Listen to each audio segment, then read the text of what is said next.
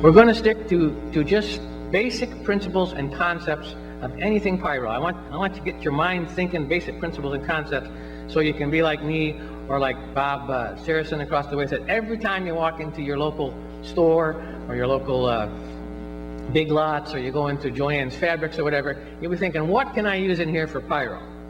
Okay, you know what I mean? This has been the story of my life. You know, every time I come across a paper tube, it goes in my pocket. You know, I got junk here that's probably at least 20 years old. Okay, so sometimes it's not so useful, but that's the way we are. We just kind of grab stuff and do it. The other thing that I really want to stress, as far as I'm concerned, pyro is art.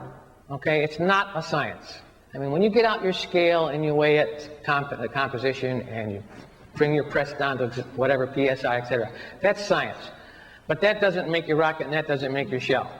That's only part of it.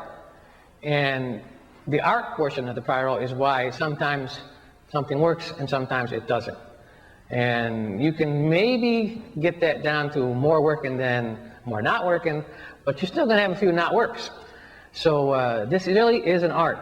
And if you notice on my outline, for example, you can make green probably with 400 or 500 different formulas. And some people like a nice soft pale green and they'll call it lime, and some people like that real bright rich green and they'll call it emerald. Some people will put extra chlorine or extra metal in it, whatever, but it's green. And when you describe it on your thing, you're going to write down green, you're going to write bright green, lime green, however, but it's green.